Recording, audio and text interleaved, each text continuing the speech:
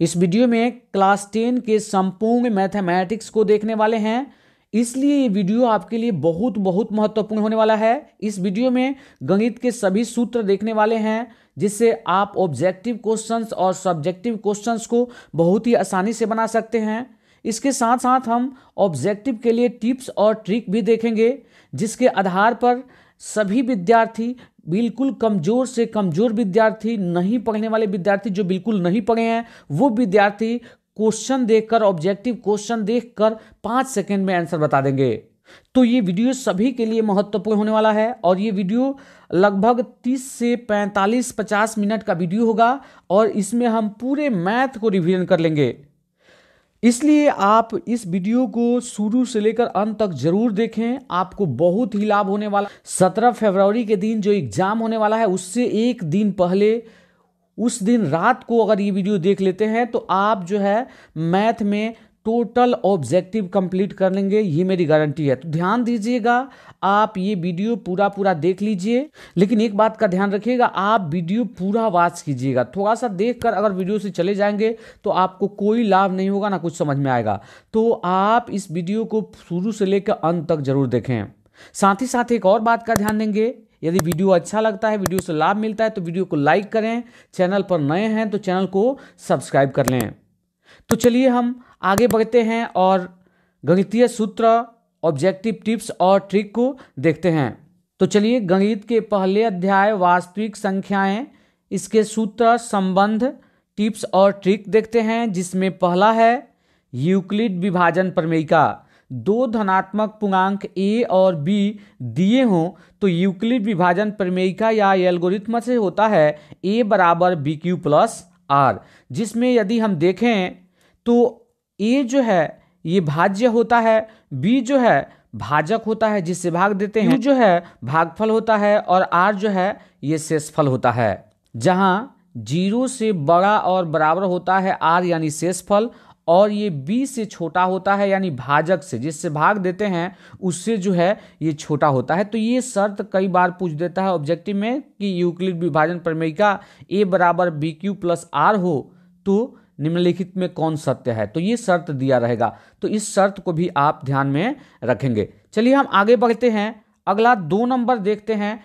2 number में हम देखने वाले हैं, 2 नंबर को देखते हैं। इसमें हम परिमेय संख्या और अपरिमेय संख्या के बारे में जानेंगे, क्योंकि इससे ऑब्जेक्टिव क्वेश्चन बहुत ज़्यादा आता है कि कौन परिमेय संख्या है, कौन परिमेय संख्या नहीं है। तो सबसे पहले परिमेय संख्या की परिभाषा की बात करें तो जिस संख्या को हम p बटा q के रूप में बदल सकते हैं, या जो p बटा q के रूप में हो, मतलब बटा के रूप में हो या बटा के रूप में बदल सकते हैं, उसे हम परिमेय संख्या कहते हैं। लेकिन एक शर्त होता है कि इसमें हर जीरो नहीं होना चाहिए, यानी p बटा q अगर आप लिख रहे हैं तो इसमें q का मान कभी जीरो नहीं होना चाहिए। ये शर्त भी कई बार पूछ देता है, तो इस बात को ध्यान में रखिएगा। तो 7 जो है एक परिमेय संख्या है, क्योंकि 7 को हम लिख सकते हैं 7 बटा 1। ऐसे ही 0 को हम कह सकते हैं कि ये एक परिमेय संख्या है, क्योंकि 0 को भी लिख सकते हैं 0 बटा 1, तो ये भी p बटा q के रूप में हो गया। लेकिन 1 बटा 0 कभी परिमेय संख्या नहीं होता है, ये ध्यान रखिएगा, हर में कभी 0 नहीं होना चाहिए। चलिए आगे बढ़ते हैं। माइनस में भी कोई संख्या हो तो वो भी p बटा q के रूप में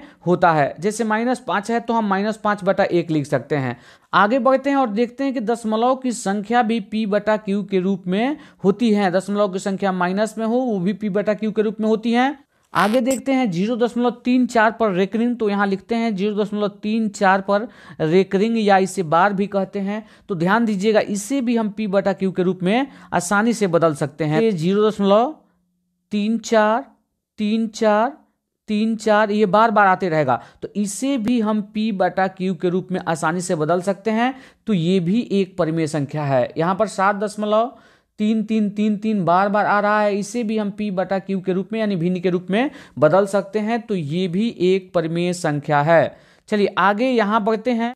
7/10 भी एक परिमेय संख्या है, क्योंकि ये p बटा q के रूप में है। ये भी -5/8 p बटा q के रूप में है, तो ये भी एक परिमेय संख्या है। और ध्यान दीजिएगा यहाँ पे √4 है, तो √4 का वर्गमूल 2 हो जाएगा, पूर्णतः रूट हट जाता है, तो ये भी p बटा q के रूप में हो जाएगा और ये एक परिमेय संख्या है। 121/64 की बात करें, या अंडर रूट में है, तो 121 का वर्गमूल 11 होता है, 64 का वर्गमूल 8 होता है, तो इसमें भी अंडर रूट जो है वर्गमूल का चिन्ह हट गया, मतलब वर्गमूल निकल गया पूरा पूरा, तो ये जो है परिमेय संख्या है। यहाँ इस संख्या को देखते हैं, √48/75, ये कई बार आया भी है, ध्यान दीजिएगा। तो ये 16 तियाँ 48, 25 तियाँ 75 कटाएंगे, और 16 का वर्गमूल जो है आपका 4 हो जाएगा, और 25 का वर्गमूल 5। तो इसमें भी पूर्णतः रूट हट गया, तो ये भी एक परिमेय संख्याएं हैं। तो लगभग मैंने यहाँ हर प्रकार की संख्याओं को रखने का प्रयास किया है, जिससे आप जो है आसानी से परिमेय संख्या और अपरिमेय संख्या की पहचान कर सकते हैं। अब हम अपरिमेय संख्या को देख लेते हैं। तो अपरिमेय संख्या किसे कहते हैं? तो जिसे हम P/Q के रूप में नहीं बदल सकते हैं, उसे हम अपरिमेय संख्या कहते हैं। अब अपरिमेय संख्या की पहचान कैसे करेंगे? तो देखिए, जो संख्याएं रूट के अंदर हो, रूट से पूर्णतः बाहर नहीं आ रही हो, या बाहर ही नहीं आ रही हो, रूट हट ही नहीं रहा हो, तो वो अपरिमेय संख्याएं हो जाएंगे। अगर किसी कैलकुलेशन के द्वारा या कटने के द्वारा रूट हट जाती हैं तो परिमेय संख्या होगा, जैसे ऊपर आप उदाहरण देख चुके हैं। तो इसमें आप ध्यान देंगे, जैसे यहाँ √5 है, तो ये 5 तो निकलने वाला नहीं है रूट से बाहर, तो ये एक अपरिमेय संख्या है। फिर -√10 की बात करें, ये माइनस पहले हो सकता है, ध्यान दीजिएगा।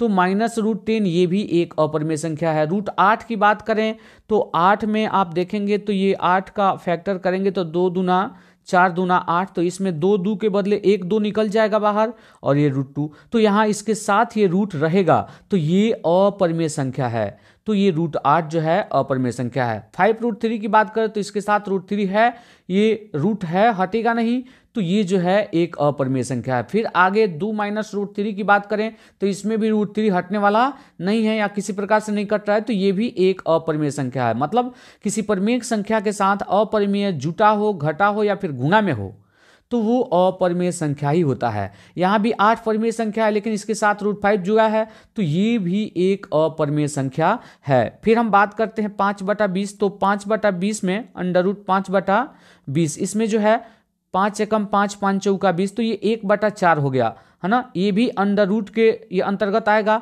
तो इसमें देखें, ये जो है 1 का वर्गमूल 1 और 4 का वर्गमूल 2, ये परिमेय संख्या हो जाएगा। गलती से इसमें लिखा गया है, ध्यान दीजिएगा, ये एक परिमेय संख्या है। चलिए आगे बढ़ते हैं। पाई जो है एक अपरिमेय संख्या होता है, ये बात हमें ध्यान रखना होगा। एक तो रूट वाला हो गया, फिर हम बात करते हैं इस प्रकार की, ये पाई, तो पाई एक अपरिमेय संख्या है। और पाई के साथ चाहे कोई संख्या बटा में नीचे हो, मतलब भाग में हो, या फिर पाई के साथ ये रूट, जैसे 3 पाई है तो 3 के साथ पाई का गुणा है, तो इस प्रकार भी हो, और पाई किसी भी तरह से कट नहीं रहा हो, तो ये सभी अपरिमेय संख्याएं होती हैं। जैसे पाई एक अपरिमेय संख्या है, 2 पाई, 3 पाई, 4 पाई, -2 पाई, π/2, π/3, π/4, ये सब अपरिमेय संख्याएं होंगी। तो ये क्वेश्चन में जो है वेरिएशन करके, बदलाव कर करके देते रहता है। तो एक बार हम कंसेप्ट को समझ लेंगे तो फिर जो है गलती होने का चांस नहीं होगा। और देखिए, दशमलव वाली संख्याएं भी अपरिमेय संख्या होती हैं, उसको पहचानना है, ध्यान से देख लीजिएगा। देखिए, ये भी कई बार क्वेश्चन आया हुआ है इस तरह का, जैसे यहाँ पर 1.103, फिर 203, फिर 303, फिर 403, फिर 503, ऐसे ही ये बढ़ते जाएगा। इसमें जीरो की संख्या जो है रिपीट होने के साथ साथ बढ़ भी रही है। तो इस प्रकार की दशमलव संख्याओं को जो है हम P/Q के रूप में कभी नहीं बदल सकते हैं, इसलिए ये भी एक अपरिमेय संख्याएं होती हैं। ऐसे भी हो सकता है 0.3, 5, 3, 5, 5, ऐसे ये 5, 5 की संख्या बढ़ते जाएगा। तो इस प्रकार जब भी दिया हो तो ध्यान दीजिएगा, ये एक अपरिमेय संख्या होता है। चलिए हम आगे बढ़ेंगे 3 नंबर पे। तो 3 नंबर में दिया हुआ है, तो 3 नंबर में शांत और अशांत की पहचान करने वाले हैं। इससे भी निश्चित रूप से क्वेश्चन रहेगा। तो हम पहले शांत की पहचान देख लेते हैं और फिर अशांत की पहचान, दोनों हम कर लेंगे, जिससे जो है ऑब्जेक्टिव क्वेश्चन हम कंप्लीटली बना सकते हैं। शांत की पहचान को देख लेते हैं, हम आसानी से पहचान पाएंगे। सबसे पहले तो हमें देखना होगा कि जो भी भिन्न दिया हुआ है वो सरलतम रूप में है या नहीं। मतलब अंश और हर कट रहा है तो कटा लेंगे, कटाने के बाद ये नियम लागू करेंगे। तो कटाने के बाद हमें देखना क्या है, सिर्फ हर की संख्याओं का फैक्टर देखना है और तुरंत हम बता देंगे कि ये शांत है कि अशांत।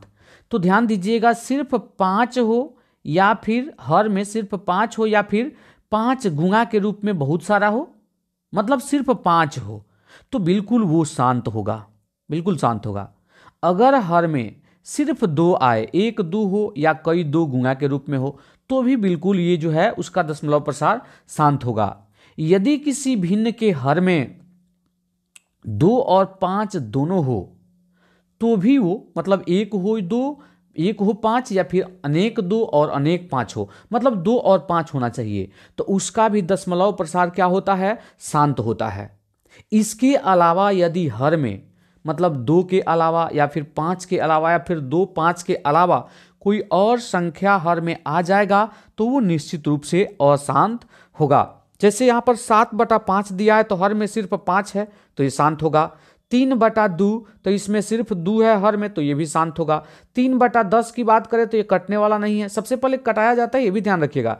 3/10 है, तो इसमें 2 पचे 10, तो इसके हर में 2 और 5 आएगा, तो ये भी क्या होगा, इसका दशमलव प्रसार शांत होगा। 7/20 है, तो 20 का फैक्टर होगा 2 दूना 4 पचे 20, तो इसमें भी 2 और 5 आ रहा है, तो इसका भी दशमलव प्रसार शांत होगा। वैसे 13/100 का कीजिएगा तो 2 गुणा में और 2 5 आएगा, तो इसका भी दशमलव प्रसार शांत है। 18/30 की बात करते हैं, तो देखिए 18/30 में देखिए कटने वाला है, कटाना पड़ेगा, नहीं तो फिर ये गलत हो जाएगा। देखिए यहीं पे ध्यान देना होता है, जैसे 6 3 18 होता है, 10 3 30 और भी कटेगा, 3 दूना 6 और 5 दूना 10। तो अब देखिए यहाँ पर 3/5 हो गया, यानी हर में सिर्फ 5 हो गया, जबकि हम फैक्टर करते तो 3 आता है ना, लेकिन वो कट चुका है, तो ये इसका दशमलव प्रसार भी क्या होगा, शांत होगा।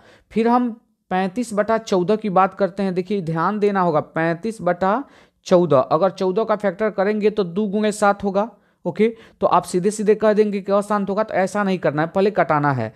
तो 7 दूना 14 और 7 पचे 35। अब हमें देखना है सरलतम रूप में करने के बाद, तो हर में देखना है, तो हर में सिर्फ 2 है, तो इसका दशमलव प्रसार शांत होगा। चलिए आगे देखते हैं। 7/16, तो 16 का फैक्टर 2 गुणे 2 गुणे 2 गुणे 2 होगा, मतलब 4 2 गुणा में, तो इसका भी दशमलव प्रसार शांत होगा। 3/125 है, तो 125 की फैक्टर की बात करेंगे तो सिर्फ 5 आएगा, 5 गुणे 5 गुणे 5, मतलब 50 25 25 125, तो इसका भी दशमलव प्रसार शांत है। तो इस प्रकार आप देख के बता सकते हैं कि दशमलव प्रसार शांत है या अशांत। हम 29/10,000 की बात करते हैं, तो 4 जीरो है, इसका फैक्टर कीजिएगा, इसके लिए भी ट्रिक होता है, ध्यान दीजिए, इसके लिए भी मैं ट्रिक यहाँ पर थोड़ा सा बता देता हूँ।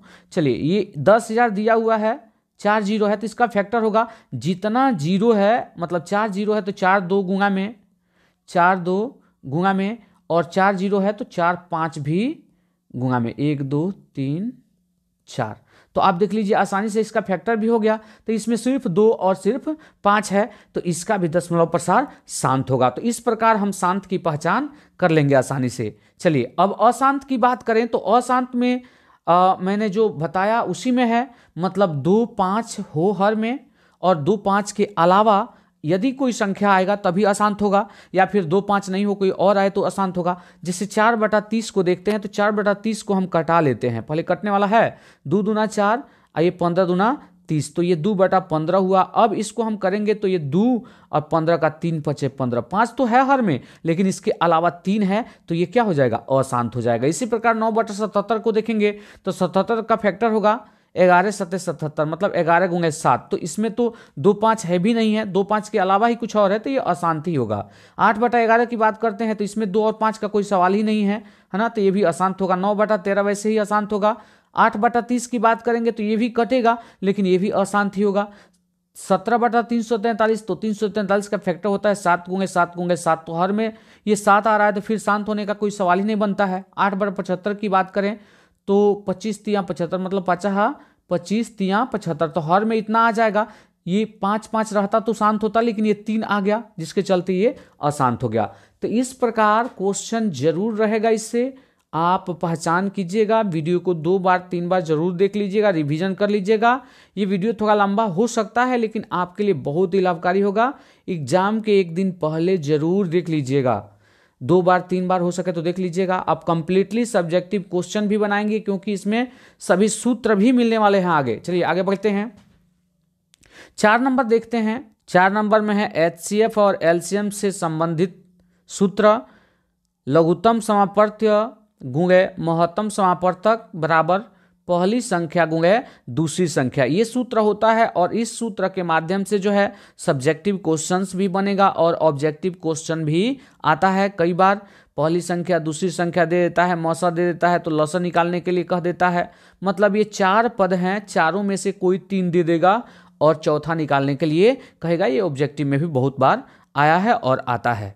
चलिए अब हम दूसरे अध्याय को देखेंगे, बहुपद और बहुपद से रिलेटेड सूत्र संबंध टिप्स और ट्रिक। चलिए पहला देख लेते हैं। इसमें पहला दिया हुआ है रैखिक बहुपद। रैखिक बहुपद का सबसे व्यापक रूप यदि पूछता है तो वो हो जाएगा ax प्लस b, जहां a बराबर नहीं होता है 0 के। ये ध्यान रखिएगा, ये कई बार पूछ चुका है कि रैखिक बहुपद के शून्यकों की संख्या कितनी होती है। तो रैखिक बहुपद के शून्यकों की संख्या 1 होती है। रैखिक बहुपद का शून्यक निकालना हो, जैसे ax प्लस b है, तो इसमें x का मान निकालना शून्यक निकालना कहलाता है। तो वो शून्यक बराबर होता है माइनस बी बाई ए। ध्यान दीजिएगा, शून्यक बराबर माइनस बी बाई ए, या फिर ऐसा संबंध हो सकता है माइनस अचर पद बटा एक्स स्क्वायर, एक्स का गुणांक, सॉरी अचर पद ये b हो गया और ये x का गुणांक a है, वही ये। चलिए आगे देखेंगे द्विघात बहुपद। द्विघात बहुपद की बात करें तो द्विघात बहुपद का व्यापक रूप यानी सबसे व्यापक रूप या मानक रूप जो होता है वो होता है ax square plus bx plus c। यहाँ भी कंडीशन होता है कि a बराबर 0 नहीं होना चाहिए, क्योंकि a बराबर 0 हो जाएगा तो ये पद ही खत्म हो जाएगा, तो फिर ये द्विघात बहुपद नहीं हो जाएगा, ये रैखिक बहुपद हो जाएगा। ये क्वेश्चन पूछ सकता है कि यदि द्विघात बहुपद में a बराबर 0 हो जाए तो वो किस प्रकार का बहुपद होगा, तो वो जो है रैखिक बहुपद हो जाएगा। चलिए शून्यकों की संख्या की बात करें, मतलब द्विघात बहुपद के शून्यकों की संख्या, द्वि माने 2 होता है, 2 घात वाला, तो शून्यकों की संख्या भी 2 हो जाएगा। अगर द्विघात बहुपद में शून्यक निकालना हो यानी x का मान निकालना हो तो x का मान निकालने के लिए द्विघात सूत्र होता है, जो होता है minus B plus minus root B square minus 4ac बटा 2a, यहाँ पे दिया हुआ है। चलिए आगे बढ़ते हैं। अगर हम द्विघात बहुपद के शून्यकों का योगफल की बात करें यानी अल्फा प्लस बीटा, इसे बोलते हैं शून्यकों का योगफल, तो शून्यकों का योगफल निकालने का सूत्र होता है माइनस बी बाई ए। कई बार ऑब्जेक्टिव में ये संबंध भी पूछ देता है, माइनस एक्स का गुणांक बटा एक्स स्क्वायर का गुणांक। चलिए आगे देखते हैं शून्यकों का गुणनफल। शून्यकों के गुणनफल की बात करें तो वो होता है सी बाई ए, जिसमें c अचर पद होता है और a जो होता है एक्स स्क्वायर का गुणांक होता है, तो ये भी संबंध पूछ देता है। आगे बढ़ते हैं। त्रिघात बहुपद की यदि बात करें तो त्रिघात बहुपद का सबसे व्यापक रूप जो होता है, यहाँ पे थोड़ा मिस्टेक हो गया, मैं सुधार देता हूँ। त्रिघात बहुपद है, इसके सबसे व्यापक रूप की बात करें या फिर मानक रूप की, तो ये होता है ax³ plus bx² plus cx plus d। यहाँ भी a बराबर नहीं होता है 0 के। शून्यकों की संख्या की बात करें तो त्रिघात बहुपद के शून्यकों की संख्या 3 होती है, यानी इसमें x का मान निकालेंगे तो 3 मान जो है ज्ञात होगा। यही जो है शून्यकों की संख्या होती है। चलिए आगे हम बढ़ते हैं और इसमें जो है शून्यकों का योगफल, मतलब त्रिघात बहुपद के लिए शून्यकों का योगफल alpha plus beta plus gamma होता है। चूंकि 3 शून्यक होता है तो तीनों को जोड़ेंगे तो ये माइनस बी बाई ए होता है। 2 शून्यकों के गुणनफल करके और उनका योग, इसका जो सूत्र होता है वो होता है सी बाई ए। फिर हम शून्यकों के मतलब त्रिघात बहुपद के लिए शून्यकों के गुणनफल की बात करें तो ये होता है माइनस डी बाई ए। चौथा देख लेते हैं। तो चौथा ये भी बहुत ही महत्वपूर्ण है, परीक्षा में कई बार ये तो सूत्र भी पूछ देता है और इसके अलावा द्विघात बहुपद निकालने के लिए दे देता है अल्फा प्लस बीटा का मान यानी शून्यकों का योग, और अल्फा इंटू बीटा शून्यकों का गुणनफल का मान दे देता है। तो ये द्विघात बहुपद जो है, द्विघात बहुपद निकालने का सूत्र बिल्कुल याद रखेंगे, x square minus alpha plus beta x plus alpha into beta. इसमें जो है अल्फा प्लस बीटा यानी शून्यकों का योग का मान भर देंगे और अल्फा इंटू बीटा शून्यकों के गुणनफल का मान भर देंगे, कैलकुलेट कर देंगे, द्विघात बहुपद ज्ञात हो जाएगा। यदि एक्स चर में कहता है तो, वाई चर में कहेगा तो वाई के जगह पर एक्स के जगह पर वाई लिख देंगे। चलिए आगे 5 नंबर देखते हैं। इससे तो भर भर के क्वेश्चन आता है बाबू, ये ध्यान रखिएगा। बहुपद की पहचान है ये, तो बहुपद की पहचान में बोलता है कि कौन बहुपद है या कौन बहुपद नहीं है, ऐसा क्वेश्चन रहता है। तो बहुपद को पहचानना आप जानेंगे तो आप उसके आधार पर कौन बहुपद है कौन बहुपद नहीं है पहचान पाएंगे। तो इसमें ध्यान दीजिएगा, कभी भी इसके लिए कुछ टिप्स हैं और उन टिप्स को ध्यान में आप रख लेंगे तो बिल्कुल आप बहुपद बता पाएंगे कौन बहुपद है कौन बहुपद नहीं है। यहाँ पे बहुपद है वो लिखा गया है और ये दूसरा पॉइंट जो लिखा गया है ये बहुपद नहीं है वो लिखा गया है। तो सबसे पहले कुछ टिप्स आप जान लें। देखिए, कोई भी चर बहुपद में यदि रूट के अंदर हो, ओके, जैसे अब एक और बात का ध्यान रखिएगा, अगर एक्स स्क्वायर है रूट के अंदर तो ये तो बाहर निकल जाएगा, तो ऐसा वाला नहीं, मतलब ऐसा जो रूट से बाहर निकलने वाला नहीं हो। तो ध्यान दीजिएगा, यदि कोई चर रूट में हो और रूट से बाहर न निकल रहा हो तो वो बिल्कुल बहुपद नहीं होगा। यदि कोई चर हर में है और हर में कट के खत्म नहीं हो रहा है तो वो भी बहुपद नहीं है। फिर अगर हम बात करें, यदि कोई चर जो है चर का घात माइनस में हो, चर का घात किस में हो, माइनस में, मतलब चर का पावर माइनस दिया गया हो, तो ये भी बहुपद नहीं होता है। चलिए, इसी के बेस पे हम बहुपद की पहचान कर लेते हैं, कुछ उदाहरण को देख लेते हैं।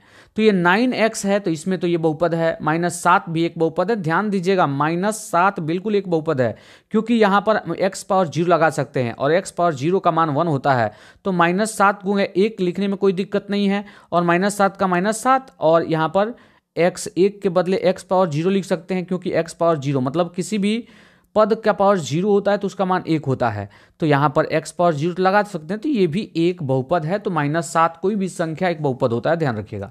चलिए आगे, x square plus 5x plus 3 ये भी एक बहुपद है। 5x square minus 7x plus 8 ये भी एक बहुपद है। 9x square minus 10x minus 8 ये भी एक बहुपद है। x प्लस 6 बहुपद है।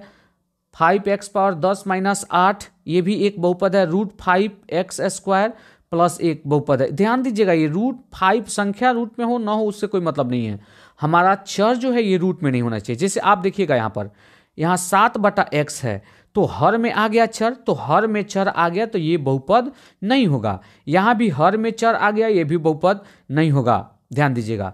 आगे हम इसकी बात करते हैं, तो यहाँ पर देखिए कि चर का घात माइनस में है तो ये भी बहुपद नहीं होगा। यहाँ चर की बात करें तो यहाँ देख लीजिए आप, चर जो है रूट में है तो ये भी बहुपद नहीं होगा। तो इस प्रकार आप 3 पॉइंट को याद रखेंगे। यदि चर रूट में हो, रूट से बाहर न निकले, दूसरा पॉइंट कि चर का घात माइनस में हो, तीसरा पॉइंट कि चर जो है हर में नीचे हो, तो ये कभी बहुपद नहीं होते हैं, बाकी सभी बहुपद होंगे। चलिए हम आगे बात कर लेते हैं बहुपद की घात की। तो ये देखिए, इससे भी क्वेश्चन आता है। बहुपद की घात की बात करें तो बहुपद के चर का उच्चतम घात बहुपद का घात कहलाता है। मतलब कोई भी बहुपद दिया है उसका सबसे बड़ा घात इस पूरे बहुपद का घात कहलाएगा। तो इसमें हम इसकी घात की, चर की घात की बात करें तो x चर है, यहाँ भी x चर है, तो यहाँ पर x का घात 2 है, यहाँ पर x का घात कुछ नहीं तो 1 है, तो इसमें सबसे बड़ा घात 2 हुआ, तो इस पूरे बहुपद का घात 2 हुआ। तो इस तरह से क्वेश्चन पूछता है। अगला देखें तो ये बहुपद दिया हुआ है, इसमें सबसे बड़े घात की बात करते हैं। यहाँ 16 है, यहाँ 100 है, यहाँ 1 है, तो सबसे बड़ा घात 100 है, तो इस पूरे बहुपद का घात कितना हुआ, 100। मतलब किसी भी बहुपद का घात निकालना हो उसमें चर का सबसे बड़ा घात जो होगा वही बहुपद का घात होगा। जैसे यहाँ पर 2x प्लस 3, तो यहाँ पर 2x, x का घात कुछ भी नहीं तो 1 होता है, तो यहाँ पर इसका घात 1 हुआ। चलिए हम आगे बढ़ेंगे, 7वें पॉइंट पे चलते हैं, घात के आधार पर बहुपद के प्रकार। तो ध्यान दीजिएगा, ये कई बार पूछ देता है। शून्य घात वाले बहुपद को शून्य बहुपद कहते हैं, ध्यान दीजिएगा। रैखिक बहुपद किसे कहते हैं, तो एक घात वाले बहुपद को रैखिक बहुपद कहते हैं। इससे रिलेटेड ऑब्जेक्टिव में क्वेश्चन आना ही आना है, ध्यान रखिएगा। 2 घात वाले बहुपद को द्विघात बहुपद कहते हैं। 3 घात वाले बहुपद को त्रिघात बहुपद कहते हैं। चलिए 8 नंबर क्वेश्चन देख लेते हैं। देखिए, इससे रिलेटेड क्वेश्चन आया था पिछली बार। क्वेश्चन ये था 2 पावर 0 गुणे 8 पावर 0, ऐसा ही आया था, और बच्चों ने जो है 2 8 16 आंसर जो है जवाब लगा के आए। तो ध्यान दीजिएगा, 2 पावर 0 हो चाहे कोई भी पद हो उसका पावर 0 हो, निश्चित रूप से इसका मान 1 होता है। और इसके लिए मैंने कंसेप्ट यहाँ दिया है, 0 को छोड़कर, देखिए 0 का पावर 0 हो तो इसका मान 1 नहीं होता। इसको छोड़कर बाकी किसी का भी पावर 0 हो, x का, m का, किसी का भी पावर 0 हो तो उसका मान 1 होता है। तो 0 को छोड़कर किसी भी संख्या या पद का घात 0 हो, मतलब 0 हो, तो उसका मान 1 होता है। यानी x का पावर 0 हो तो 1 होगा, 8 का पावर 0 हो तो 1 होगा, 25 -25 का पावर 0 हो तो 1 होगा, y का पावर 0 हो तो 1 होगा। और ध्यान दीजिएगा, देखिए ऐसे क्वेश्चन आया था, कितना आसान है। 2 का पावर 0 होगा तो 1 होगा, फिर ये गुणा है तो गुणा, फिर 8 पावर 0 है तो इसका मान 1 होगा, तो क्या होगा, 1 एकम 1, जवाब होगा 1। तो इस तरह से क्वेश्चन बहुत सारा आता है। कई बार देखिएगा यहाँ पे मैं कुछ क्वेश्चन लिख रहा हूँ, जैसे 5 का पावर यहाँ पे 3 प्लस 4 का पावर 5 प्लस 8 का पावर 3 ऐसे दे देगा और इसका होल पावर 0 दे देगा। तो अब ध्यान दीजिएगा, कई बच्चे इसका कैलकुलेशन करेंगे। यहाँ कैलकुलेशन करने की कोई आवश्यकता नहीं है। बीच में कुछ भी आए, यहाँ पे 5 पावर 5 ही लिख देता हूँ, बीच में कोई भी मान आए, कोई ना कोई संख्या ही आएगा और उसका पावर 0 होगा। तो किसी संख्या का पावर यदि 0 होता है तो उसका मान 1 होगा। तो सीधे सीधे बिना कैलकुलेशन किए देख रहे हैं यहाँ पर पावर 0 है तो उसका मान 1 हो जाएगा। तो देखिए ऐसे क्वेश्चंस जो समझे रहेंगे, जो तैयार रहेंगे मतलब बनाने के लिए, उनके लिए तो कोई दिक्कत नहीं है। जो तैयार नहीं करेंगे तो कैलकुलेशन में फंस जाएंगे, समय बर्बाद करेंगे। तो यहाँ देखिए 2 पावर 0 और 5 पावर 0 है, तो 2 पावर 0 का भी मान और गुणे 5 पावर 0 का भी मान 1, तो 1 एकम 1, तो इसका जवाब 1 हुआ। यहाँ पर 9 पावर 0, 7 पावर 0, 8 पावर 0, तो 9 पावर 0 का मान 1, जोड़ है बीच में तो जोड़, प्लस ये 7 पावर 0 का मान 1, प्लस फिर 8 पावर 0 का मान 1, तो ये कितना हुआ 3 हुआ। तो ये ध्यान रखेंगे, इससे भी क्वेश्चन रह सकता है। चलिए आगे बढ़ते हैं। अब अगले अध्याय को देख लेते हैं, 2 चर वाले रैखिक समीकरण। अब 2 चर वाले रैखिक समीकरण के सूत्र, टिप्स, संबंध और ट्रिक को देखेंगे। तो इसमें पहला है रैखिक समीकरण। ध्यान दीजिएगा, रैखिक समीकरण जो होता है उसका व्यापक रूप होता है ax plus B Y plus C बराबर 0। यहाँ पर a, b और c जो है ये एक वास्तविक संख्या है। यहाँ पर a बराबर 0 और b बराबर 0 नहीं होना चाहिए, ये कंडीशन होता है। और इसमें x y जो है ये चर है। ये रैखिक समीकरण के अगले पॉइंट को देखते हैं। रैखिक समीकरण का लेखा चित्र एक सरल रेखा में होता है। ध्यान रखिएगा, ये पूछ देगा क्वेश्चन, इसका आलेख मतलब 2 चर वाले रैखिक समीकरण या फिर रैखिक समीकरण की बात करें, इसका कभी भी कोई भी रैखिक समीकरण की बात करें तो सीधे रखिएगा सरल रेखा, मतलब एक रेखा में जो है सीधी रेखा में इसका आलेख प्राप्त होता है। लेखा चित्र या फिर आलेख की बात है। चलिए ये अगले पॉइंट की बात करते हैं। रैखिक, यहाँ गलत हो गया है, रैखिक होना चाहिए, ये नहीं होना चाहिए, ये नहीं होना चाहिए। रैखिक समीकरण या फिर रैखिक समीकरण युग्म मतलब उनका जोड़ा हो तो उनका घात जो है 1 होता है, क्योंकि रैखिक समीकरण हम उसे कहते हैं जिसमें चर का अधिकतम घात 1 हो और अधिकतम घात ही उसका घात कहलाता है, तो निश्चित रूप से उसका घात 1 होगा। ये भी कई बार पूछ देता है, इस बात का ध्यान रखिएगा। चलिए हम आगे बढ़ते हैं और दूसरे पॉइंट को देखते हैं, दूसरे नंबर को देखते हैं। तो दूसरा नंबर में है 2 चर वाले रैखिक समीकरण युग्म।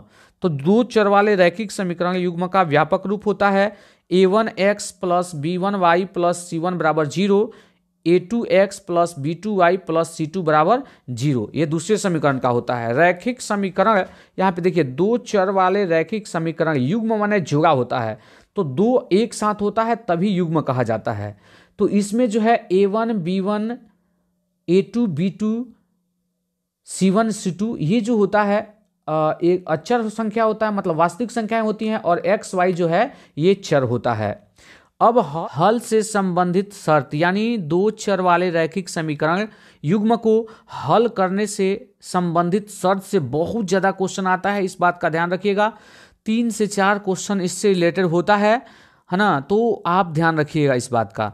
तो चलिए इसे देख लेते हैं, ये बहुत ही महत्वपूर्ण है। इसमें पहला है a1 बटा a2 बराबर नहीं हो b1 बटा b2 के, ऐसे करके काटते हैं तो ये बराबर नहीं है पढ़ा जाता है, बराबर नहीं है b1 बटा b2 के, तो इसका केवल और केवल एक हल होता है जिसे हम अद्वितीय हल भी कहते हैं। मतलब एक के अलावा, इस हल के अलावा कोई और हल ना हो। मतलब इसमें x का और y का, मतलब 2 चर वाले रैखिक समीकरण युग्म में x और y होता है, तो x का और y का सिर्फ एक एक मान प्राप्त होगा, इसे ही बोलते हैं केवल एक हल। फिर जिसका हल होता है उसे हम संगत बोलते हैं। तो इसमें हल होने की बात है, एक हो रहा है चाहे अनेक हो रहा है, वो संगत होता है। ठीक है, चलिए आलेख की बात करते हैं। तो ध्यान दीजिएगा, जब एक हल होगा तो इनके आलेख जो है, मतलब 2 चर वाले रैखिक समीकरण है, चूंकि 2 रैखिक समीकरण है तो 2 आलेख होंगे, तो ये आलेख जो है एक दूसरे को प्रतिच्छेद करते हैं। ऐसे एक आलेख जाएगा और दूसरा ऐसे आएगा और काटेगा किसी एक बिंदु पर, इसीलिए केवल और केवल इसका एक हल होता है। तो आलेख एक दूसरे को प्रतिच्छेद करते हैं यानी काटते हैं, और दूसरा चीज पूछ देता है इसी में अविरोधी। तो ध्यान दीजिएगा, इनके आलेख जो है एक दूसरे को काटते हैं, तो जो काट देते हैं एक दूसरे को वो विरोधी नहीं करेंगे, तो इसे अविरोधी भी कहा जाता है। चलिए अब आगे बात करेंगे, a1/a2 बराबर b1/b2 बराबर c1/c2। तो जब तीनों आपस में बराबर हो, a1/a2 b1/b2 और c1/c2, तो इनके अंततः अनेक हल होते हैं, मतलब x के अनेक मान प्राप्त होंगे और y के अनेक मान प्राप्त होंगे। तो जिसका हल होता है उसकी बात की गई संगत, तो ये भी इसका हल हो रहा है, इसमें एक हो रहा था इसमें अनेक हो रहा है, तो ये भी संगत हुआ, ये अनेक हल हुआ वो भी क्या हुआ, संगत। मतलब हल होना चाहिए उसे संगत कहेंगे। तो इसके आलेख की बात करें तो इसका आलेख देखिए कैसे होता है, ऐसे एक आलेख होगा और दूसरा आलेख भी इसी पर होगा, यानी हर बिंदु पर दोनों आलेख एक दूसरे को टच कर रहा है, इसलिए इसका अंततः अनेक हल है। तो ये संपाती कहा जाता है। एक रेखा पर जब दूसरा रेखा आए तो उसे संपाती कहा जाता है, और इसको आश्रित भी कहा जाता है। ये भी परीक्षा में कई बार पूछा है, तो ध्यान रखिएगा a1/a2 और b1/b2 और c1/c2 तीनों आपस में बराबर हो तो इनके आलेख जो होते हैं एक दूसरे पर आश्रित होते हैं। चलिए आगे हम 3 नंबर की बात करते हैं, ये बहुत ही महत्वपूर्ण है, ध्यान 3 नंबर को देखेंगे, a1/a2 बराबर b1/b2 बराबर नहीं है c1/c2 के, तो इसका कोई हल नहीं होगा। ध्यान दीजिएगा, ये c1/c2 जब बराबर नहीं होता है ना, ये वाला बराबर नहीं होगा तो फर्स्ट कंडीशन में चला जाएगा, लेकिन ये वाला बराबर हो और ये वाला बराबर न हो तब की स्थिति में कोई हल नहीं होता है। आज इसका कोई हल नहीं होगा तो वो तो हो जाएगा असंगत, क्योंकि संगत तब होता है जब हल प्राप्त होता है। चलिए आगे देखते हैं, आलेख एक दूसरे के समानांतर होते हैं, आलेख एक दूसरे के समानांतर होते हैं, तो जब कोई हल नहीं होगा तो एक आलेख ऐसे प्राप्त होगा और दूसरा आलेख ऐसे प्राप्त होगा। ये आगे बढ़ेंगे, ये कहीं मिलेंगे नहीं, नहीं मिलेंगे तो इनका हल होगा ही नहीं, तो इसलिए असंगत या फिर कोई हल नहीं था इसका। और ये विरोधी हैं, एक दूसरे को विरोध करते हुए चलते हैं, आपस में ना मिलेंगे ना कटेंगे, ये विरोध करते हुए चलेंगे। तो ध्यान दीजिएगा, ये भी कई बार दे देता है कि a1/a2 बराबर b1/b2 बराबर नहीं है c1/c2 के, तो ये सब ऑप्शन देगा तो उसमें विरोधी चुनना होगा। चलिए आगे हम 2 नंबर की बात करते हैं। 2 नंबर में है दो चर वाले रैखिक समीकरण युग्म को हल करने की विधियां। तो दो चर वाले रैखिक समीकरण युग्म को हल करने की प्रमुख 2 विधियां हैं। पहला ग्राफीय विधि, दूसरा बीजगणितीय विधि। तो ग्राफीय विधि जो है इसके लिए ग्राफ पेपर परीक्षा में मिलता है और उस पर जो है ग्राफ खींच के इसका हल करते हैं। जब आलेख एक दूसरे को काट देते हैं ऐसे, तो देख लेते हैं ये किस बिंदु पर काटे हुए हैं, इसी का मान आंसर हो जाता है। अब हम बीजगणितीय विधि की बात करें तो बीजगणितीय विधि इसकी कुछ प्रमुख विधियों की ही चर्चा आपको इस 10 क्लास में है, हालांकि और भी विधियां होती हैं। तो बीजगणितीय विधि में कुछ प्रमुख विधियां निम्नलिखित हैं, जैसे प्रतिस्थापन विधि, विलोपन विधि और वज्र गुणन विधि। इन सब विधियों से जो है हम 2 चर वाले रैखिक समीकरणों को हल करते हैं। चलिए आगे हम तीसरा पॉइंट देख लेते हैं, ये भी महत्वपूर्ण है, कई बार इससे भी रिलेटेड क्वेश्चन आया है। 2 चर वाले रैखिक समीकरण में यदि x का मान दिया हो तो आलेख जो है y अक्ष के समानांतर होता है। ध्यान दीजिएगा, यदि 2 चर वाले रैखिक समीकरण में x का मान दिया हो तो वो जो है y अक्ष के समानांतर उसका आलेख प्राप्त होगा। जैसे ये y अक्ष है तो इसके समानांतर ये जो है आलेख आएगा। ओके, यदि y का मान दिया हो तो x अक्ष के समानांतर जो है आलेख होगा। तो इन बातों का ध्यान रखिएगा, ये भी आपके लिए ऑब्जेक्टिव के लिए टिप्स है। चलिए आगे बढ़ते हैं, अब हम द्विघात समीकरण के सूत्र संबंध टिप्स और ट्रिक देखेंगे, जिसमें पहला है द्विघात समीकरण। तो द्विघात समीकरण की बात करें तो इसका सबसे व्यापक रूप जो होता है वो होता है ax² + bx + c बराबर 0। यहाँ a बराबर नहीं होता है 0 के। देखिए द्विघात बहुपद ये है यहाँ से यहाँ तक, और बराबर दे के इसमें 0 लगा देते हैं तो ये हो जाता है द्विघात समीकरण का व्यापक रूप। तो ऐसा भी क्वेश्चन पूछ सकता है कि द्विघात बहुपद के व्यापक रूप में बराबर 0 लगा दें तो वो क्या होगा, तो ये आपका द्विघात समीकरण होगा, ये बात ध्यान में रखिएगा। चलिए आगे बात करते हैं, तो जैसे द्विघात बहुपद का 2 शून्यक होता है वैसे द्विघात समीकरण के 2 मूल होते हैं, यानी इसमें x का 2 मान प्राप्त होगा, यानी 2 मूल है। ओके, आगे बात करते हैं द्विघात समीकरण के आलेख। देखिए ये क्वेश्चन आ सकता है, द्विघात समीकरण के आलेख जो होते हैं वो परवलय होते हैं, पैराबोला होते हैं, इस प्रकार के आलेख इनके प्राप्त होते हैं, ये सरल रेखा के रूप में प्राप्त नहीं होते हैं, ध्यान रखिएगा। चलिए आगे हम बात कर लेते हैं। दूसरा आपका द्विघात सूत्र है, ये भी बहुत ही महत्वपूर्ण है, क्योंकि गुणनखंड विधि अगर कहीं नहीं कहता है, जैसे मान लीजिए गुणनखंड विधि कह दिया तब तो बनाना पड़ेगा उसी विधि से। पूर्ण वर्ग बनाने की विधि से यदि आपको कोई क्वेश्चन आता है तो बनाना ही पड़ेगा। अगर नहीं कहा है तो द्विघात सूत्र विधि का प्रयोग कर सकते हैं, क्योंकि इसमें कैलकुलेशन भर करना होता है मान रख के, तो ये आसान थोड़ा होता है। तो द्विघात सूत्र होता है x बराबर minus B plus minus root B square minus 4ac बटा 2a। तो ये आपका सूत्र होता है। जैसे मान लीजिए दिया हुआ है 2x square plus 5x plus 8। अब इसमें आपको x का मान निकालना है, तो x बराबर ये सूत्र लिख दिया जाएगा, और ये जो है x का गुणक, x स्क्वायर का गुणक ये a का मान होता है, x का गुणक b का मान होता है, और ये जो है c का मान होता है। अब इसमें जो है मान हम भर लेंगे, हमारा x का मान यानी मूल ज्ञात हो जाएगा। चलिए हम आगे बात करते हैं 3 नंबर। ये जो है द्विघात समीकरण के विविक्तकर या फिर विवेचक कहलाता है। ये भी निकालने के लिए 2 नंबर का क्वेश्चन आता है, बहुत ही आसान है। ऑब्जेक्टिव में भी आता है, सब्जेक्टिव में भी आता है। तो d बराबर होता है बी स्क्वायर माइनस 4ac। जैसे यहाँ पर आपको 5x square plus 2x plus 3 अगर दिया हुआ हो, तो यहाँ पर देखिए ये a का मान, x स्क्वायर का गुणक a का मान, x का गुणक b का मान, और ये जो होता है c का मान होता है। अब इसमें bac का मान भर दीजिए, आपका d का मान यानी डिस्क्रिमिनेंट और या विविक्तकर निकल जाएगा। तो ये बहुत ही आसान होता है, ध्यान रखिएगा। कई बार मूलों की प्रकृति बताने के लिए क्वेश्चन आता है, तो जब तक आप d का मान नहीं निकालेंगे मूलों की प्रकृति नहीं बता सकते हैं। तो मूलों की प्रकृति यहाँ पर दिया हुआ है, यदि d का मान 0 आता है, जैसे यहाँ पर हम d का मान निकालते हैं, यदि 0 आ गया तो मूल वास्तविक और समान होगा। यदि d जो है 0 से छोटा हो गया, मतलब d जो है 0 से छोटा है, तो 0 से छोटा जो होता है मान माइनस में होता है। तो माइनस में यदि मान आता है, वही कंडीशन है 0 छोटा हो, मतलब d छोटा हो 0 से, तो मूल काल्पनिक होगा, मतलब मूल ये ज्ञात नहीं होगा। फिर हम d की बात करते हैं। यदि d बड़ा हो 0 से, तो 0 से बड़ा मान जब d का आएगा, इसका मतलब d प्लस में होगा, जैसे 1, 2 या दशमलव में, बट्टा में, कुछ में भी हो, मतलब प्लस में हो। तो ऐसा जब होता है तो मूल वास्तविक होता है और असमान होता है। जैसे अब इसका मतलब समझ लीजिए, वास्तविक और समान का मतलब x का मान निकालेंगे तो 5 आएगा पहला, तो दूसरा भी 5, दोनों समान है कि नहीं है, तो ये वाला हुआ। अगर असमान की बात करता है वास्तविक और समान, तो उसमें निकलेगा तो x बराबर 3 माइनस 3, तो y बराबर 5, मतलब दोनों अलग अलग मान आएगा। तो ये वास्तविक और असमान होता है। चलिए हम आगे बात करेंगे। आगे ये 6 नंबर पॉइंट में दिया हुआ है मूलों का योगफल अल्फा प्लस बीटा। ये पहले भी द्विघात बहुपद में शून्यकों के योग के नाम से आ चुका है। तो मूलों का योगफल अल्फा प्लस बीटा बराबर होता है माइनस बी बाई ए। मूलों का गुणनफल अल्फा इंटू बीटा बराबर होता है सी बाई ए। चलिए आगे बढ़ेंगे।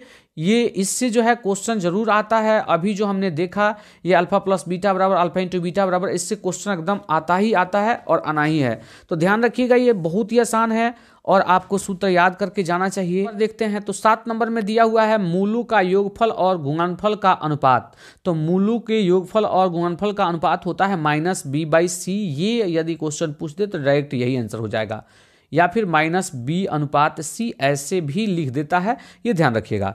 या फिर 1 by alpha plus 1 by beta का मान डायरेक्ट निकालने के लिए देता है, तो माइनस बी बाई सी लिख के बहुत आसानी से निकाल देंगे। तो ये सूत्र याद रहेगा तो इस प्रकार का बन जाएगा क्वेश्चन आसानी से। चलिए आगे हम बात करते हैं 8 नंबर की। द्विघात समीकरण यदि निकालना हो तो द्विघात समीकरण निकालने का जैसे द्विघात बहुपद था उसी में 0 लगा देना है। तो x square minus alpha plus beta x plus alpha into beta बराबर 0। तो ये द्विघात समीकरण निकालने का सूत्र हो गया। आगे हम 9 नंबर की बात करते हैं। कई बार ये क्वेश्चन ऐसे आया हुआ है 1 by alpha square plus 1 by beta square. तो इतना का सूत्र ये ध्यान में रखिएगा, आप आसानी से निकाल पाएंगे। बी स्क्वायर माइनस 2ac बटा सी स्क्वायर। ये तो डायरेक्ट कई बार क्वेश्चन में ऑब्जेक्टिव में आ गया है कि ये इतना बराबर होगा, तो यही आंसर होगा। चलिए आगे हम बात करेंगे। आगे जो है ये समांतर श्रेणियां हैं। तो समांतर श्रेणियां या समांतर श्रेणियां ये दोनों नाम से जानी जाती है, ये बात आप ध्यान में रखिएगा। चलिए हम समांतर श्रेणी की बात करेंगे। तो समांतर श्रेणी में पहला पद ए कहलाता है, दूसरा पद जो होता है ए प्लस डी होता है, मतलब पहले पद में हम सार्वअंतर को जोड़ते हैं।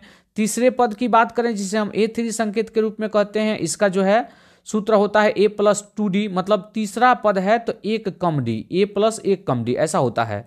तो यहाँ nवां पद की बात करें जिसको हम an कहते हैं, तो an में a प्लस, अब n जो होगा जो पद होगा उसमें से एक घटेगा, तो जौवा पद होगा, मतलब nवां पद है तो n में से एक पद घटेगा d, तो nवां पद का सूत्र होता है या an का सूत्र, ये भी याद रखना होता है, इससे कई क्वेश्चन बनते हैं, a + n - 1 इंटू डी।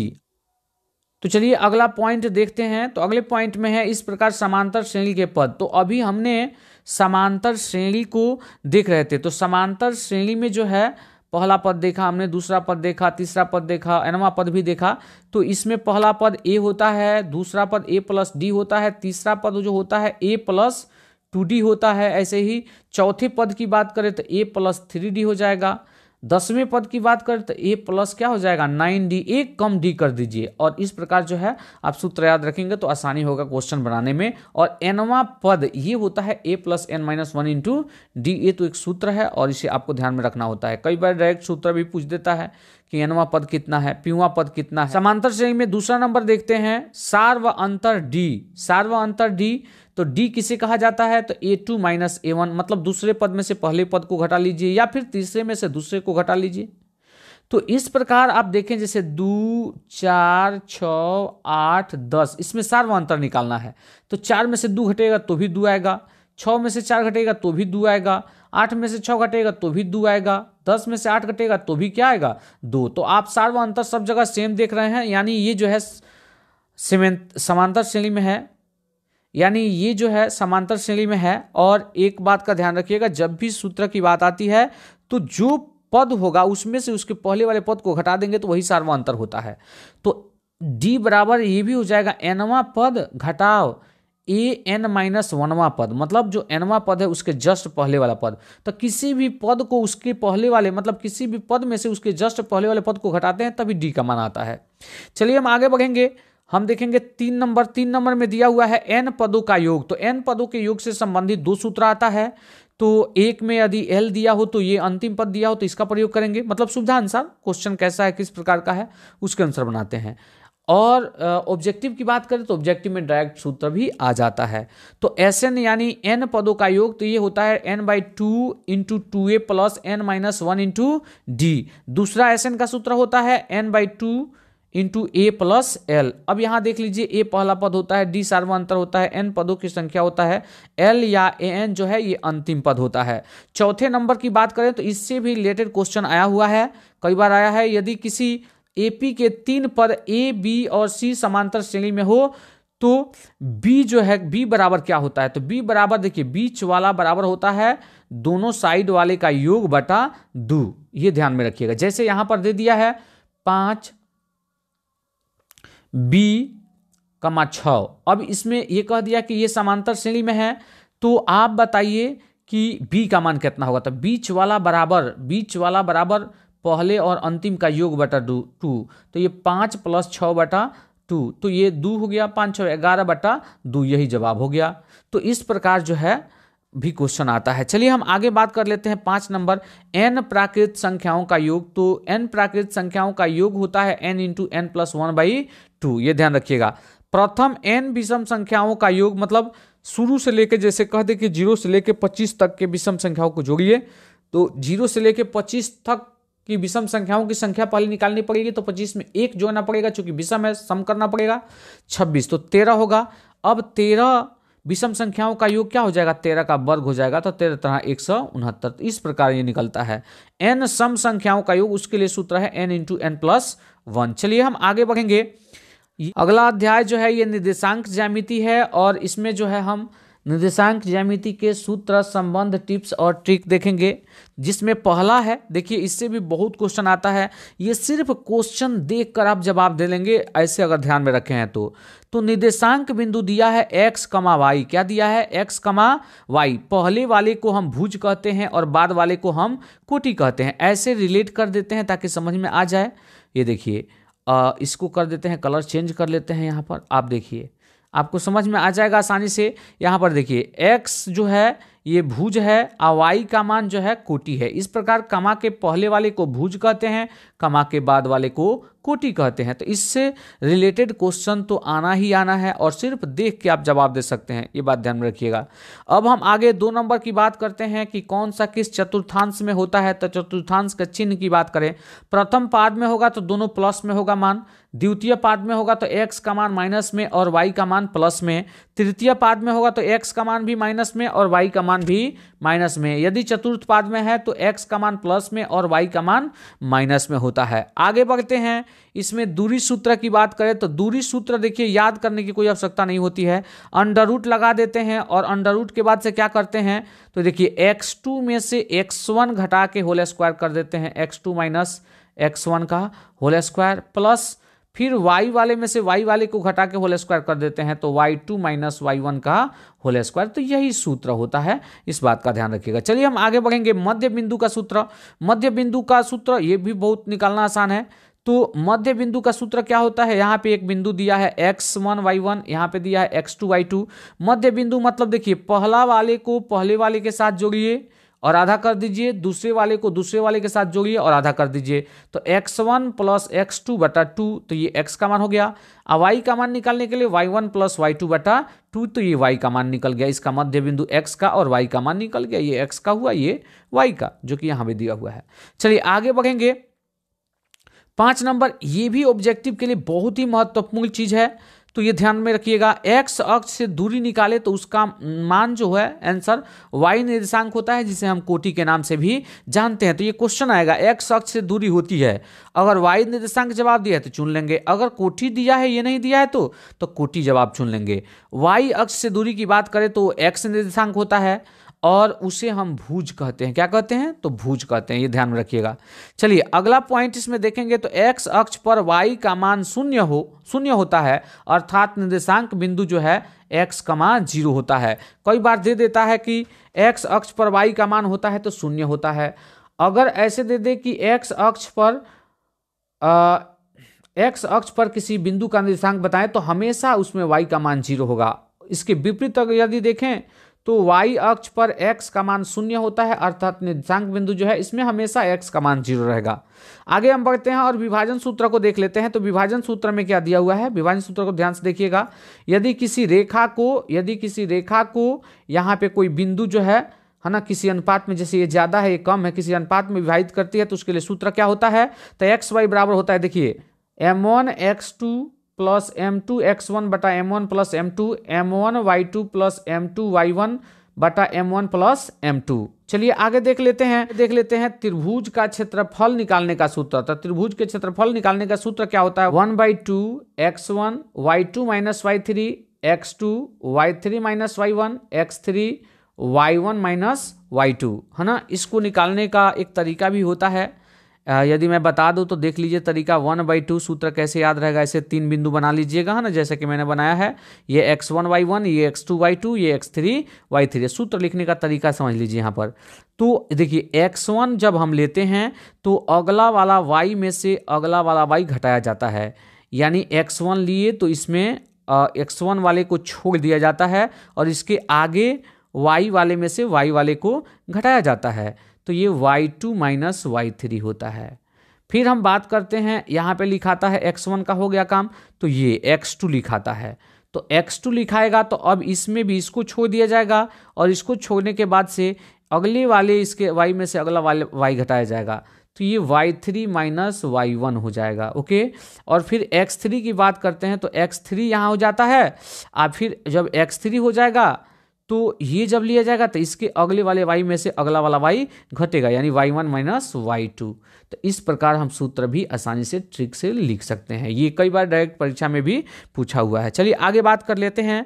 आगे 8 नंबर में दिया हुआ है, यदि 3 बिंदु संरेखी हो तो 3 बिंदु एक ही रेखा में हो, जैसे यहाँ पर एक बिंदु है, ये दूसरा बिंदु है, यहाँ तीसरा बिंदु है, तो 3 बिंदु हो तो इसके लिए शर्त क्या होता है, त्रिभुज का क्षेत्रफल जो है 0 होता है। कई बार पूछ देता है कि यदि 3 बिंदु संरेखी हो तो त्रिभुज का क्षेत्रफल होगा, तो ये 0 होगा या फिर इतना होता है, ये बात आप ध्यान में रखिएगा।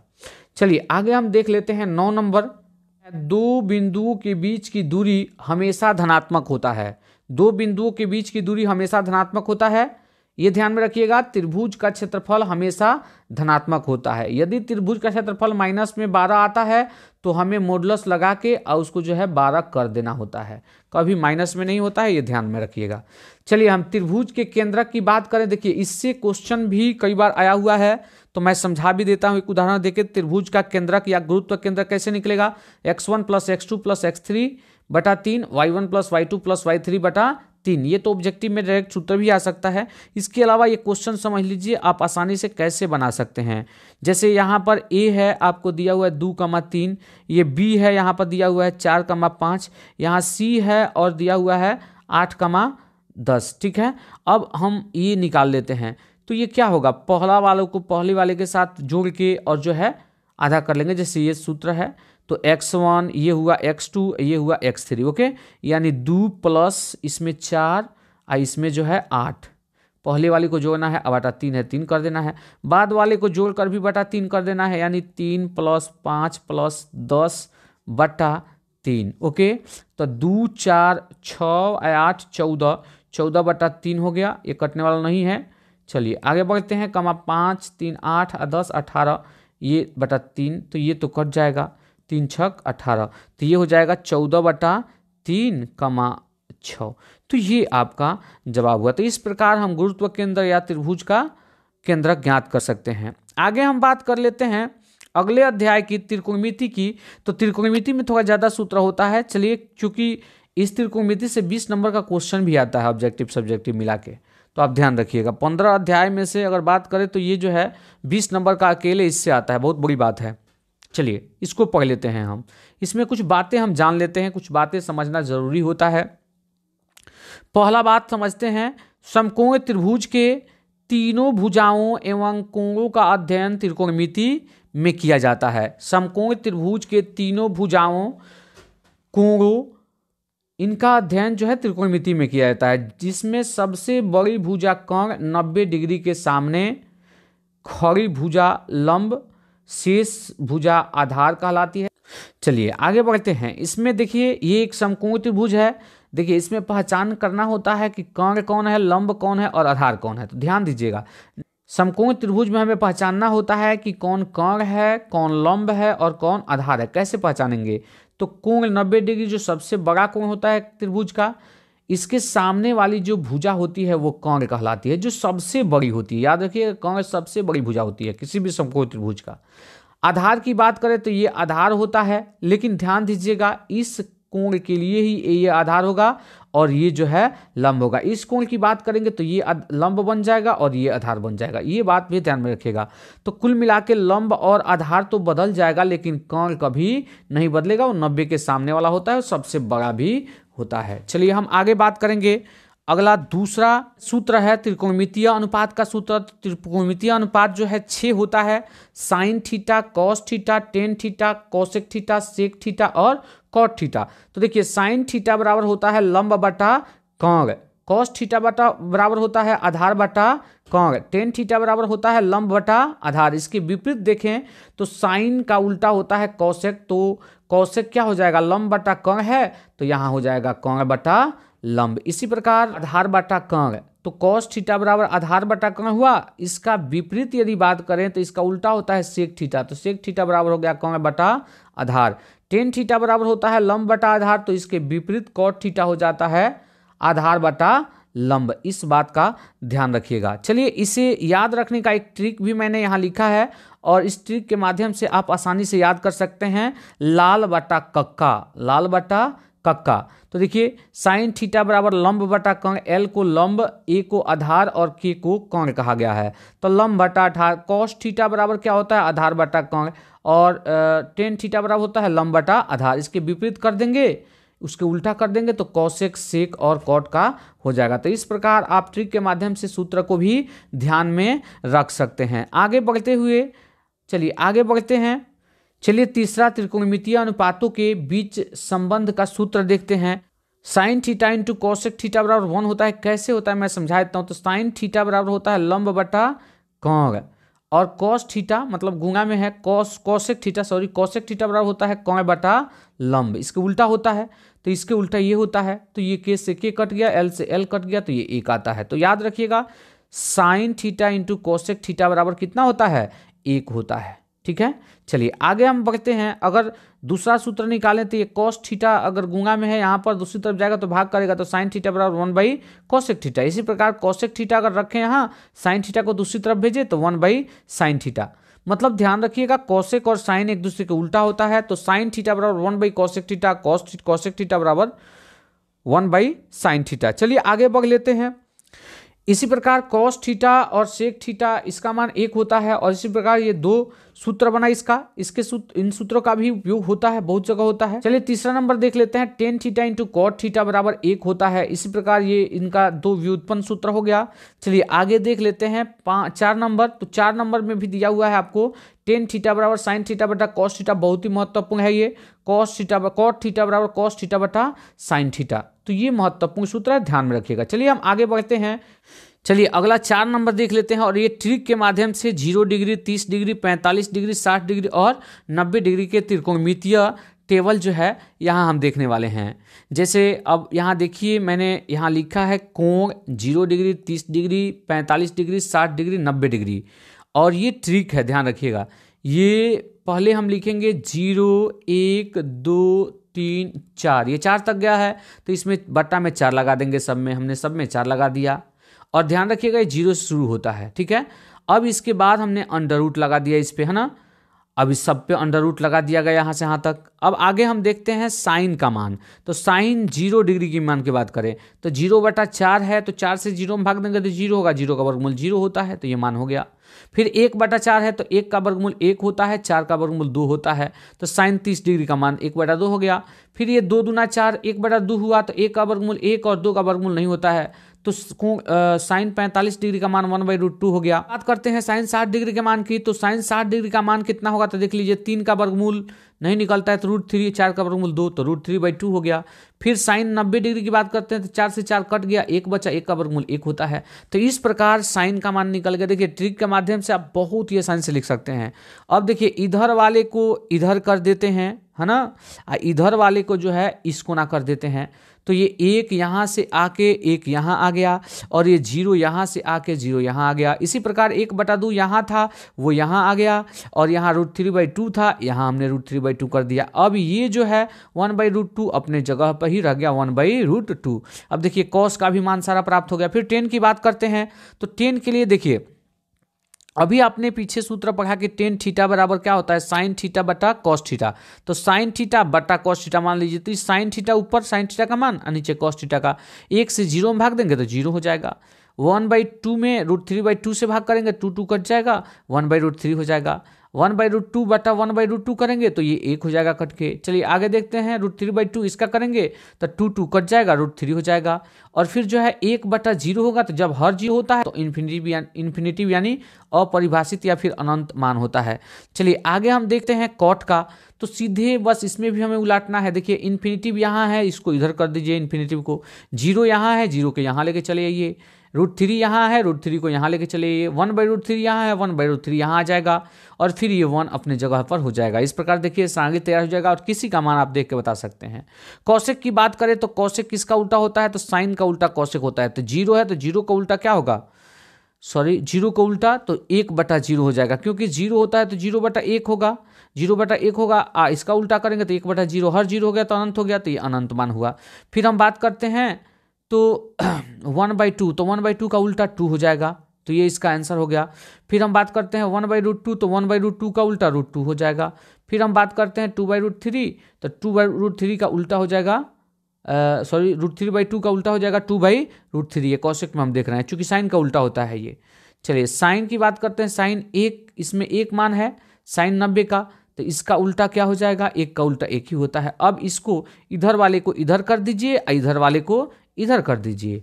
फिर ये यहाँ वाले को यहाँ कर दीजिए, और यहाँ वाले को जो है यहाँ लिख दीजिए, और यहाँ वाला यहीं रह जाएगा।